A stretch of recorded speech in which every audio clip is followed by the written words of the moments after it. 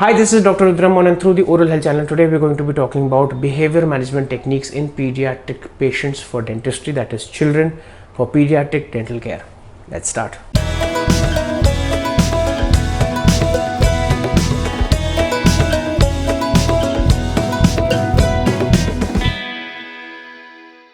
So this is a very important episode for all the kids and their parents out there who require dental treatment.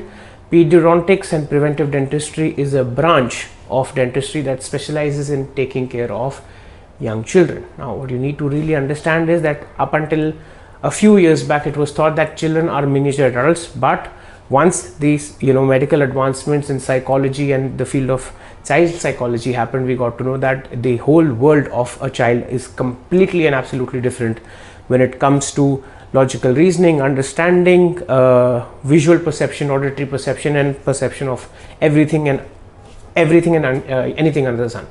So with this, I've come up with this episode for parents to understand that sometimes kids might not be cooperative because of the fact that they might have an innate fear of dental treatment or going to the doctor, because of the fact that right from early age the sight of a doctor can become fearful, because of the fact that at a very young age where they're not able to at least consciously remember, but they get injection shots, so that might translate into fear. Also fear from the parents who sometimes as a behavior management technique tend to tell that we will take you to doctor if you don't behaving.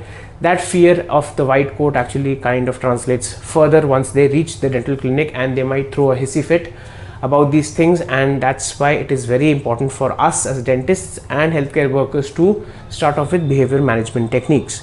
Now, broadly, behavior management techniques are classified into techniques that are required for cooperative children and non-cooperative children, or children requiring special care.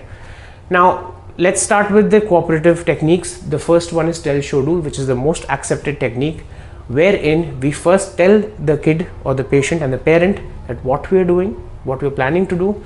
Then we show it, like for example, putting an air rotor on a very slow speed right onto the nail bed, telling that it doesn't hurt.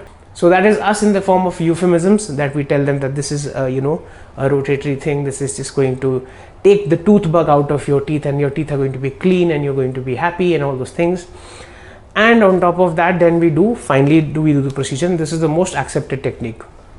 The second one is basically your positive reinforcement, where we reinforce a positive outcome of the treatment, that is cooperation by the child, with some sort of praise, compliments. In terms of non-social rewards, we give them stickers and labels, or stars or thumbs ups, or a very good in their notebook or the the file that you have been an amazing patient, so that we reward that positive behavior that helped us do the treatment without causing any sort of inconvenience. Then we have voice control. Voice control is very important for children, because somewhere down the line, when we are supposed to speak with children, we are supposed to get down to their level of cognitive abilities, their verbal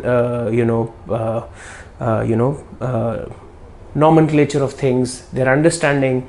You cannot reason with a child, to be very honest, because they need to be an adult to understand what logical reasoning is. Of course, with non-verbal kids, that is who are very small toddlers, you might have to use the parents and make the kids sit in their laps and then only do the treatment. Then you have something known as systemic desensitization. This is for children who have a very huge fear of phobia of dental treatment or the unknown. So we first make sure that the kid is shown around, not the operatory, just the reception area, where he or she is met with the nurses and the staff, so that the familiarity with faces happen. And after that, we step by step we take them to the operatory, and then we make them sit down with the parent, and we do all those things. We have something known as live modeling, wherein we do or simulate those procedures on a parent and tell, see, this is not painful. And that's where the kid's mother or the father can serve as the model. It is even better the closer the age gap. If it's an elder sibling, that's also, we can tell them that your elder sister is so brave, there's nothing's happening and all those things. The best results for this are actually seen when there is another child of the same age who's completely cooperating, and we can give them that example, because children tend to absorb things from visual experiences, that this is not going to cause me any harm, and that's why I can feel comfortable with the procedure.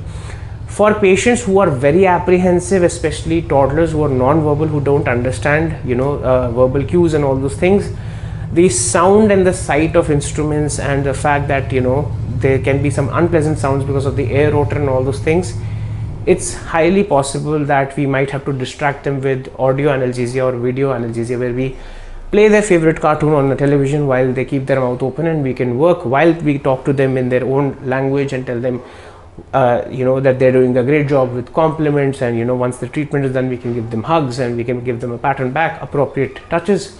When it comes to more uncooperative children or children requiring special healthcare needs, we might have to go for something more strict, something like conscious sedation, where the child is under put under anesthesia with the help of an anesthesiologist. The child does not go completely unresponsive or unconscious, but feels relaxed and drowsy and helps us keep doing the work. The second one is your nitrous oxide inhalation. Basically, it is a chairside thing that can be done, and we need to be certified for nitrous oxide inhalation to make sure that the parameters are okay. And this is basically known as laughing gas, so it relaxes the kid, it makes them very much relaxed to the environment, and we can work. This works with adults as well. For kids who are very, very uncooperative, sometimes we have to use the physical methods of restraint. Unfortunately, it's frowned upon in the Western world, but this is still practiced in the Eastern world, and this is, I'll tell you, done only after the written informed consent of the parents, after counseling the parents about it, that this is what needs to be done. Because if you delay the dental treatment at that point of time, it's going to escalate into something more painful, that's going to require more financial outcomes, more painful procedures for the patient. So we have to do it at that point of time. You have physical restraints such as papoose board and all those things, although it's still frowned upon. That's like the last resort that doctors and nurses actually want to do, but sometimes that is required. There is something known as hand over mouth exercise. This is absolutely controversial. I don't condone it at all, but sometimes we have to do it, that we place the hand of the child over the mouth to make them feel, to assert that kind of control, and tell them with non-verbal expression that you need to really cooperate. It's not done that much anymore until it's a very, very stubborn child, and again, most of the people don't agree to it. When it comes to children with special healthcare needs, such as some sort of mental disability or physical challenge, or if they require a lot of dental treatment, that cannot be done within one operation, and you can't expect that child's attention span to serve the purpose, you have to go for general anesthesia. Now that's also done in a hospital setting with the help of an anesthesiologist, wherein we get the adequate amount of time, the patient is unconscious, and we can completely do and take care of all the procedures in one appointment, and then we can wean them off the anesthesia. Let me tell you something at the conclusion and the outset of this episode. All the things are done prior, with prior intimation and obviously informed consent of the parents. Nothing is done without the consent in written from the parents. That's very important, because it's your child, and we need to sensitize the patients as well, that sometimes we have to take some drastic measures for desperate situations. So this was today's episode. Please like, share, subscribe, and do press the bell icon button for important updates. If you want to get in touch with me, here are my social media handles. Kindly refrain from calling me directly, as I might be busy with patients. Just drop me a message on WhatsApp with your name, your location, and the common oral health problem that's causing you discomfort, and I will reply to you within a couple of days. If you want to get in touch with me otherwise through YouTube comment section, if you have any queries, insights, apprehensions, doubts, or suggestions, please feel free to put them in the YouTube comment section. So that's it for today. Thank you.